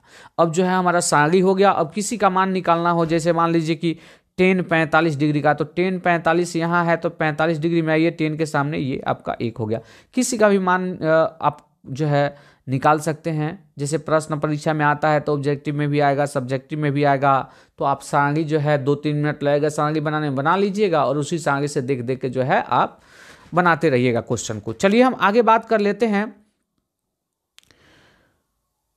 आगे आगे दिया हुआ है पांचवा अन्य त्रिकोणमितीय फार्मूला। अन्य त्रिकोणमितीय फार्मूला में क्या है, साइन 90 माइनस थीटा बराबर होता है कॉस थीटा, इसकी भी आवश्यकता पड़ती है। कॉस 90 माइनस थीटा बराबर होता है sine theta. Tan 90 minus theta बराबर cot theta. Cos 90 minus theta बराबर sec theta. Sec 90 minus theta बराबर cosec theta. Cot 90 minus theta बराबर टेन थीटा। देखिए कई बार फार्मूला ही आ जाता है डायरेक्ट परीक्षा में कि साइन 90 माइनस थीटा बराबर है किसके बराबर है, तो ये कॉस थीटा के बराबर है। याद रखिएगा साइन कॉस में बदलता है और कॉस किस में बदलता है, साइन में। टेन कॉट में बदलता है और कॉट किस में बदलता है, टेन में बदलता है। कॉसेक सेक में बदलता है और सेक किस में बदलता है, कॉसेक में बदलता है। यहाँ पर टेन कॉट लिखा गया है। चलिए आगे हम बात कर लेते हैं। ये सूत्र है sine square theta plus cos square theta बराबर 1 होता है, याद रखिएगा। ठीक है, तो sine square theta plus cos square theta 1 होगा। यहाँ पर देखिए साइन स्क्वायर 50 डिग्री हम लिख दें और यहाँ पे प्लस लिख दें साइन स्क्वायर 50 डिग्री। तो एक बात का ध्यान रखिएगा, कोण तो समान होना चाहिए, कोण समान है दोनों में 50 डिग्री। अब स्क्वायर है, एक में साइन रहेगा एक में कॉस रहेगा, तो इसका मान भी क्या होगा, 1 होगा। चलिए इससे व्युत्पन्न सूत्र की बात करें तो साइन स्क्वायर थीटा ये कॉस स्क्वायर थीटा प्लस में है, दूसरी तरफ जाएगा तो ये 1 माइनस कॉस स्क्वायर थीटा। तो जरूरत पड़ने पर हम साइन स्क्वायर थीटा की जगह पर 1 माइनस कॉस स्क्वायर थीटा भी लिखेंगे। ऑब्जेक्टिव में भी आ जाएगा कि साइन स्क्वायर थीटा किसके बराबर है, तो 1 माइनस कॉस स्क्वायर थीटा। किसी प्रकार कॉस स्क्वायर थीटा बराबर, ये देखिए साइन स्क्वायर थीटा दूसरी तरफ जाएगा तो 1 माइनस साइन स्क्वायर थीटा हो जाएगा। फिर हम आगे बात कर लेते हैं। तो अगला सूत्र है 1 प्लस टेन स्क्वायर थीटा बराबर होता है सेक स्क्वायर थीटा। तो अब ये 10 प्लस में है, इधर आएगा तो उसी का square theta minus 10 square theta बराबर 1 इसमें होता है। 10 स्क्वायर थीटा निकाले तो ये 1 प्लस में है, दूसरी तरफ आएगा तो माइनस करेगा, तो ये सूत्र बनेगा। आगे हम पकड़ लेते हैं, देखिए इसी में इसी संबंध का है ये, वो था 10 कॉट में, ये है कोसेक कॉट में। चलिए कोसेक स्क्वायर थीटा बराबर 1 प्लस कॉट स्क्वायर थीटा। अब इसमें बात करें तो ये कॉट स्क्वायर दूसरी तरफ आएगा तो इतना बन जाएगा, और फिर ये जो है इसका और ड्राइव करेंगे तो इस रूप में भी आएगा। चलिए हम आगे देख लेते हैं। देखिए क्षेत्रमिति अध्याय को देख लेते हैं। तो क्षेत्रमिति में फार्मूला सबसे ज्यादा आता है और फार्मूला के आधार पर ही क्वेश्चन बनाए जाते हैं। तो वृत्त से संबंधित हम फार्मूला देख लेते हैं। तो वृत्त में आपको अर्धवृत्त भी आ जाएगा, चतुर्थांश भी आ जाएगा, ये ध्यान में रखिएगा। तो वृत्त का क्षेत्रफल होता है पाई आर स्क्वायर। यदि त्रिज्या इस माध्यम से निकालना चाहते हैं तो क्षेत्रफल बटा पाई, जब क्षेत्रफल दिया हो और वृत्त की त्रिज्या निकालनी हो, परिधि दिया हो तो परिधि बटा 2 पाई होता है। चलिए आगे बढ़ लेते हैं। वृत्ताकार वलय का क्षेत्रफल pi R square minus R square. अर्धवृत्त की परिधि, तो अर्धवृत्त की परिधि होता है पाई आर प्लस 2r। आगे अर्धवृत्त का क्षेत्रफल, तो अर्धवृत्त का क्षेत्रफल होता है 1/2 पाई आर स्क्वायर। आगे बढ़ते हैं। चतुर्थांश का क्षेत्रफल, तो चतुर्थांश वृत्त के क्षेत्रफल का चौथा हिस्सा होता है, चौथा हिस्सा ये वाला हिस्सा, तो 1/4 पाई आर स्क्वायर। चलिए आगे बढ़ जाते हैं। त्रिज्यखंड का क्षेत्रफल, तो त्रिज्यखंड का क्षेत्रफल होता है थीटा बटा 360 पाई आर स्क्वायर। थीटा बटा 360 पाई आर स्क्वायर। चाप की लंबाई की बात करें तो थीटा बटा 360 2 पाई आर। आगे बात कर लेते हैं त्रिज्यखंड की परिमिति, यदि क्वेश्चन आ जाता है तो ऐसे बना लेंगे 2r plus pi are theta बटा 180। वृत्तखंड का क्षेत्रफल यदि डायरेक्ट निकालना चाहते हैं तो वो हो जाएगा R square into pi theta बटा 360 माइनस 1/2 साइन थीटा, ये ध्यान में रखिएगा। चलिए आगे हम देख लेते हैं बेलन से संबंधित सूत्र। बेलन से संबंधित सूत्र में है, बेलन का आयतन होता है पाई आर स्क्वायर एच। आगे बढ़ जाते हैं। बेलन का पृष्ठीय क्षेत्रफल, तो बेलन का पृष्ठीय क्षेत्रफल होता है 2 पाई आर एच। आगे देखते हैं बेलन का संपूर्ण पृष्ठीय क्षेत्रफल 2 pi R into R plus H या फिर एच प्लस आर। चलिए आगे देखेंगे शंकु, शंकु से संबंधित जो है सूत्र, तो शंकु का आयतन होता है 1/3 पाई आर स्क्वायर। देखिए बेलन का जो होता है ना, ऐसे मान लीजिए कि बेलन है, ऐसे होता है ना। अब बेलन में ऐसे जब करते हैं तो 1 शंकु 2 शंकु ये 3 शंकु, इसलिए इसका तीसरा हिस्सा शंकु होता है, ऐसा होता है। तो शंकु का आयतन होता है 1/3 पाई आर स्क्वायर एच। शंकु के पृष्ठीय क्षेत्रफल की बात करें, वक्र पृष्ठीय क्षेत्रफल की, तो वो होता है पाई आर एल। शंकु के संपूर्ण पृष्ठ का क्षेत्रफल होता है pi R into R plus L या फिर एल प्लस आर। चलिए आगे देख लेते हैं। चौथा गोला देख लेते हैं। गोले का वक्र पृष्ठीय क्षेत्रफल होता है 4 पाई आर स्क्वायर। गोले का वक्र पृष्ठीय हो चाहे संपूर्ण पृष्ठीय हो, वो 4 पाई आर ही स्क्वायर होता है, ध्यान रखिएगा। गोला का आयतन होता है 4/3 पाई आर क्यूब। आगे हम बात करें अर्धगोला का वक्र पृष्ठीय क्षेत्रफल, तो वो होता है 2 पाई आर स्क्वायर। अर्धगोला का संपूर्ण पृष्ठ क्षेत्रफल ये होता है 3 पाई आर स्क्वायर। इस बात का ध्यान में रखिएगा, क्योंकि जब हम गोला को काटते हैं तो बीच में एक कटा हुआ भाग जो मिलता है, एक वृत्त हो जाता है, तो वो जो है तीसरा पृष्ठ बन जाता है। तो अर्धगोला का वक्र पृष्ठ क्षेत्रफल 2πr² और एक और वृत्त का क्षेत्रफल जुट जाएगा यानी πr², तो ये हो जाएगा आपका 3πr²। तो याद रखिएगा अर्धगोला में वक्र पृष्ठ होता है 2πr² और संपूर्ण पृष्ठ जो होता है उसका क्षेत्रफल 3πr², 3 गो वृत्त के क्षेत्रफल के। लेकिन गोला में नहीं होता है, गोला में सिर्फ और सिर्फ संपूर्ण होता है। चलिए आगे हम देख लेते हैं, अगला पॉइंट देख लेते हैं अर्धगोला का आयतन। तो अर्धगोला का आयतन होता है 2/3πr³। आगे हम 5 नंबर देखेंगे, देखते हैं शंकु के छिन्नक। शंकु के छिन्नक का वक्र पृष्ठ क्षेत्रफल होता है πrl, यानी r के जगह पर यहाँ होता है r1 + r2, क्योंकि छिन्नक जो होता है इस आकृति का होता है। जैसे आपने बाल्टी देखा होगा, ऊपर का भाग चौड़ा, ये नीचे वाला भाग जो होता है ऐसा होता है। तो ये जो है एक r1 हो जाता है और एक जो है r2 हो जाता है। ओके, चलिए अगला देख लेते हैं शंकु के छिन्नक का वक्र पृष्ठीय क्षेत्रफल। यहाँ पर देखिए संपूर्ण पृष्ठीय क्षेत्रफल होना चाहिए, गलती हो गया है, संपूर्ण पृष्ठीय क्षेत्रफल। तो इसका संपूर्ण पृष्ठीय क्षेत्रफल होता है πrl, यानी πr1 + r2l प्लस 2 वृत्तों का क्षेत्रफल, मतलब नीचे वाले वृत्त का क्षेत्रफल प्लस ऊपर वाले वृत्त का क्षेत्रफल। और इसमें पाई कॉमन ले लिया गया है, तो पाई इंटू r1² + r2²। फिर शंकु के छिन्नक का आयतन की बात करें तो ये होता है 1/3πr²h, ऐसा ही कुछ होता है। चूंकि शंकु का इतना ही होता है तो r² के जगह पे यहाँ पे होता है r1² + r2² + r1 × r2। चलिए आगे बढ़ेंगे हम। घन घनाभ से संबंधित भी प्रश्न आता है। तो घन का वक्र पृष्ठीय क्षेत्रफल होता है 4a², घन का संपूर्ण पृष्ठीय क्षेत्रफल होता है 6a²। यहाँ पे a के जगह पे भुजा होगा, मतलब a भुजा को कहा गया है। यहाँ पे घन का आयतन जो होगा a³ यानी भुजा का क्यूब। चलिए हम आगे बात कर लेते हैं घनाभ। तो घनाभ का वक्र पृष्ठीय क्षेत्रफल होता है 2 × l + b × h और घनाभ का संपूर्ण पृष्ठीय क्षेत्रफल होता है 2 × lb + bh + lh, यानी 2 × लंबाई × चौड़ाई प्लस चौड़ाई × ऊंचाई प्लस लंबाई × ऊंचाई। घनाभ के आयतन की बात करें तो लंबाई चौड़ाई और ऊंचाई को गुणा कर देते हैं तो घनाभ का आयतन निकल जाता है, यानी लंबाई × चौड़ाई × ऊंचाई। घन के विकर्ण से रिलेटेड क्वेश्चन आता है, तो घन का विकर्ण बराबर होता है √3 × भुजा। घनाभ के विकर्ण को भी निकालने के लिए आता है, तो घनाभ का विकर्ण होता है √l² + b² + h²। आगे बढ़ते हैं, चतुर्भुज और त्रिभुज से संबंधित जो है सूत्र, इससे भी संबंधित प्रश्न आते हैं। चूंकि आजकल तो 100 ऑब्जेक्टिव क्वेश्चन आ रहे हैं, तो जनरल क्वेश्चन में कोई भी आपका मतलब 5 to 10 का जो भी क्वेश्चन होगा आ सकता है, तो ये आता भी है, आया भी है। चलिए समबाहु त्रिभुज का क्षेत्रफल √3/4, भुजा स्क्वायर। समकोण त्रिभुज का क्षेत्रफल होता है 1/2 × आधार × ऊंचाई। फिर वर्ग के क्षेत्रफल की बात करें तो भुजा × भुजा, वर्ग का परिमाप होता है 4 × भुजा। वर्ग की भुजा निकालना हो तो डायरेक्ट ये क्षेत्रफल का वर्गमूल कर देंगे, या फिर परिमाप दिया हो तो उसमें 4 से भाग दे देंगे। वर्ग के विकर्ण की बात करते हैं तो √2 × भुजा होता है। आयत का क्षेत्रफल लंबाई × चौड़ाई, आयत का परिमाप 2 × लंबाई प्लस चौड़ाई। आयत का विकर्ण होता है √ लंबाई स्क्वायर प्लस चौड़ाई स्क्वायर। चलिए सांख्यिकी को देख लेते हैं। तो सांख्यिकी किसे कहते हैं? तो सांख्यिकी जो है गणित की वह शाखा है जिसमें आंकड़ों के संग्रह, प्रस्तुतिकरण और विश्लेषण पर आंकड़े से अर्थपूर्ण निष्कर्ष निकालने के संबंध में अध्ययन किया जाता है, उसे सांख्यिकी कहा जाता है। अब सांख्यिकी में अगर हम बात करें तो सांख्यिकी में वर्ग चिन्ह आता है, तो वर्ग चिन्ह बराबर होता है उच्च सीमा प्लस निम्न सीमा बटा 2। जैसे वर्ग अंतराल यहाँ पे 10 से 20 हो, 20 से 30, 30 से 40 ऐसे होता है, तो एक वर्ग अंतराल को हम समझते हैं 10 से 20 है, ये 10 से 20। तो 10 से 20 है तो इसमें ये जो है कम वाला निम्न सीमा होता है और अधिक वाला उच्च सीमा होता है। तो वर्ग चिन्ह निकालना हो तो दोनों को जोड़ के क्या करते हैं, उच्च सीमा प्लस निम्न सीमा बटा 2। तो ये 10 प्लस मतलब पहले उच्च सीमा को रखते हैं 20 प्लस 10 बटा 2, तो 20 10 30 बटा 2, ये कितना हो गया 15 वर्ग चिन्ह आ गया। तो इससे भी रिलेटेड क्वेश्चन आता ही है, डायरेक्ट सूत्र भी पूछता है, कभी कभी तो ऐसे वर्ग अंतराल दे के पूछ देता है कि इसमें उच्च सीमा कौन है, निम्न सीमा कौन है, तो ऐसे भी पूछता है, ध्यान रखिएगा। चलिए आगे बढ़ेंगे। तीसरा, केंद्रीय प्रवृत्ति की माप माध्य, माध्यक, बहुलक इत्यादि के द्वारा प्राप्त करते हैं।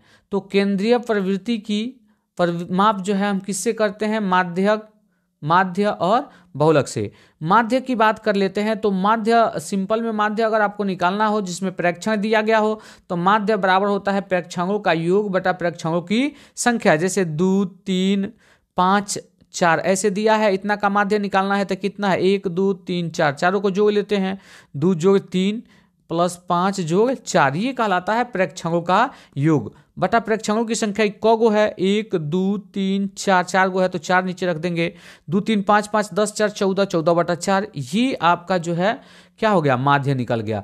तो ऐसे निकलता है। माध्य निकालने का एक और फॉर्मूला होता है सिग्मा एफ एक्स बटा सिग्मा एफ, जहां पर x जो है वर्ग चिन्ह होता है और f जो है बारंबारता होता है। चलिए हम आगे बढ़ेंगे और ये बहुलक निकालने का तरीका देख लेते हैं। बहुलक कैसे निकलता है बहुलक में देख लेते हैं।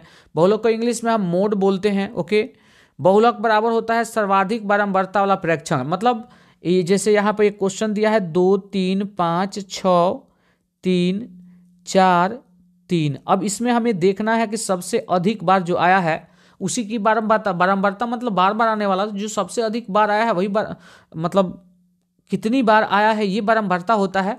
लेकिन जो सबसे अधिक बार आएगा यानी उसकी सबसे अधिक बारंबारता होगी तो वो है 3। आप देखिए 3 सबसे अधिक बार इसमें आया हुआ है तो इसमें बहुलक क्या हो जाएगा 3। तो सिंपल सा ये जवाब है। ये कई बार पूछ देता है कि बहुलक होता है तो सर्वाधिक बारंबारता वाला प्रेक्षण, ये ऑप्शन में है तो चुन लेंगे। और बहुलक कैसे निकालते हैं मैंने यहाँ बता दिया। चलिए आगे देखेंगे। बहुलक वर्ग निकालना हो तो सर्वाधिक बारंबारता वाला वर्ग अंतराल ये बहुलक वर्ग होता है।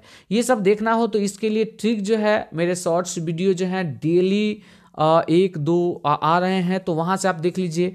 लगभग 40-50 पहले का भी मैंने पिछले साल का डाला है और इस साल जो है लगभग 30 से 40 इस साल भी लगभग हो गया है और डल रहा है धीरे धीरे। और अंत तक मतलब जिस दिन तक परीक्षा होगा उसके पहले तक जो है अपलोड किया जाएगा तो आप देखते रहिए। वहाँ से जाइएगा, ये सारा एक एक जो है 1-1 मिनट का वीडियो है, उसमें आपको मिल जाएगा कि कैसे कैसे ये सर्वाधिक बारंबारता वाला वर्ग अंतराल जो है आप कैसे बहुलक वर्ग निकाल पाएंगे, बहुलक वर्ग की निम्न सीमा कैसे कर पाएंगे, तो ये सारी चीज़ें हैं।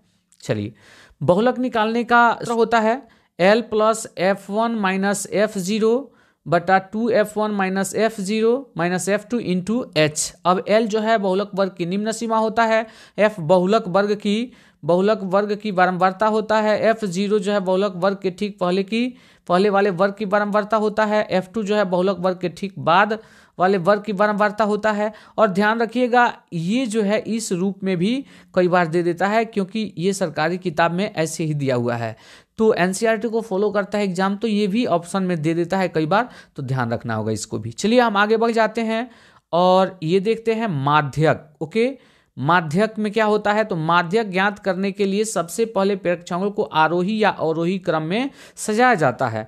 मतलब जो प्रेक्षण या आंकड़े दिए गए हों उन्हें जो है एक क्रम में सजाया जाता है, चाहे बढ़ते क्रम में सजाए चाहे घटते क्रम में सजाए।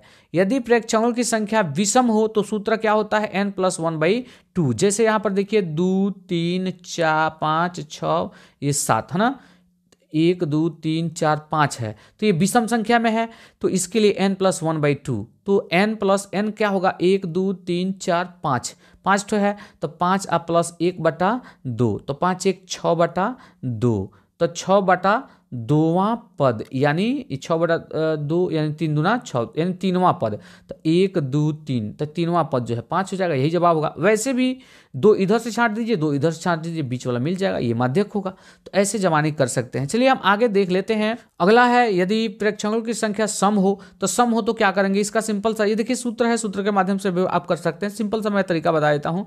2, 3, 5, 6 इनका माध्य निकालना है।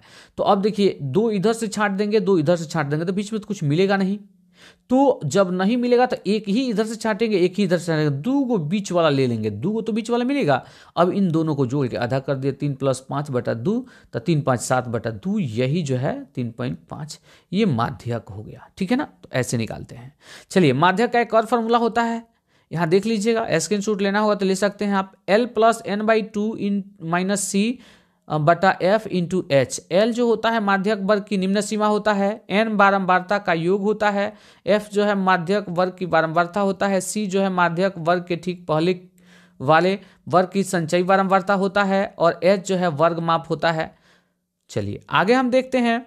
यहाँ पे n बाई जैसे माध्यक वर्ग निकालने की बात आती है, कैसे आप माध्यक वर्ग निकालेंगे तभी तो आप क्वेश्चन बना सकते हैं। तो n/2, n यहाँ पर क्या होता है तो ध्यान रखिएगा f का योग, मतलब जितना भी बारंबारता होता है इन सभी के मानों का योग n कहलाता है। n/2 निकाल लेंगे से ठीक बड़ी संचयी बारंबारता वाला वर्ग अंतराल जो है वो कहलाता है माध्यक वर्ग। फिर एक क्वेश्चन आता है परिसर निकालने का। ये देखिए देखकर मतलब सिंपल घटाव जोड़ करके हम जो है जवाब दे सकते हैं, तो बहुत ही आसान है। परिसर निकालना हो तो प्रेक्षक जो दिया रहता है उसमें सबसे बड़ा मान घटाव सबसे छोटा मान, मतलब सबसे बड़े मान में से सबसे छोटे मान को घटा लीजिए, वो आंसर होगा। जैसे यहाँ पे मैं कुछ डाटा लिख रहा हूँ, देख लीजिए 20, 25, 4, 3। अब इसमें हमें निकालना हो परिसर, तो परिसर कैसे निकालना है? सबसे बड़े वाले को चुनेंगे 25 है, सबसे छोटे वाले को चुनेंगे तो सबसे छोटा 2 है, घटा लीजिए 23, ये परिसर हो गया। तो है ना आसान, बहुत ही आसान है, ऐसे कर लेंगे। एक और सूत्र होता है 3 माध्यक बराबर बहुलक प्लस 2 माध्य। इस सूत्र पे भी आधारित क्वेश्चन आता है, मतलब 2 डाटा दे देगा माध्यक और बहुलक, कहेगा माध्य निकालिए।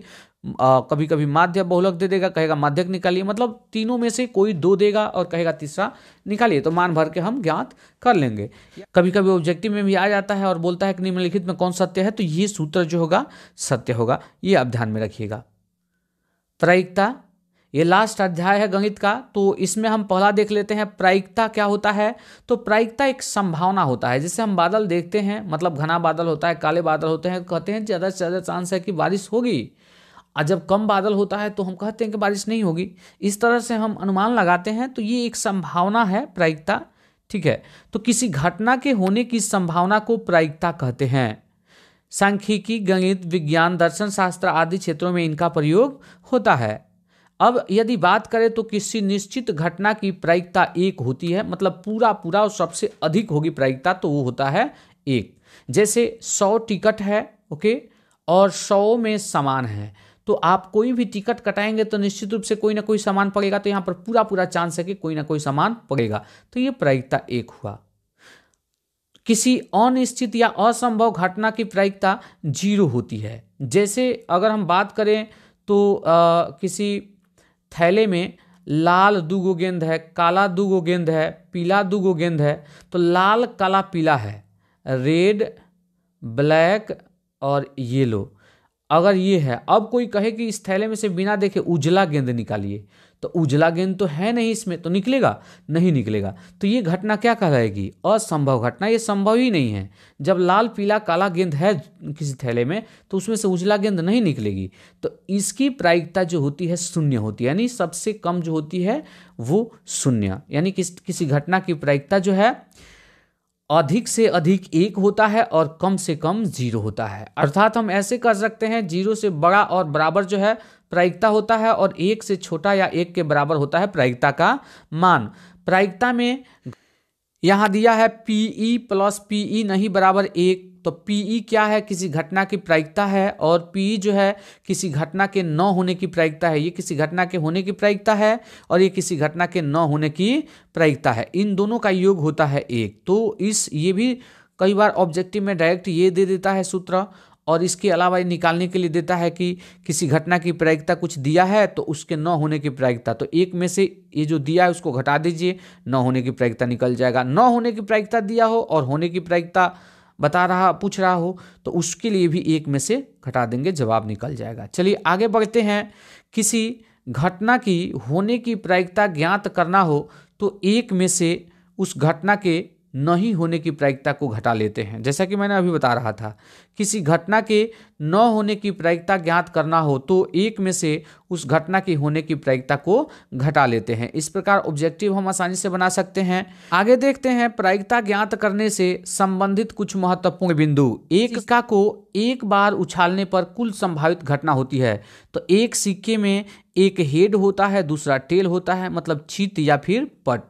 तो 2 ही संभावना होती है, कभी भी सिक्के को उछालेंगे या तो हेड आएगा या तो टेल, तो ये कुल संभावित घटना इसके लिए 2 होती है, याद रखिएगा।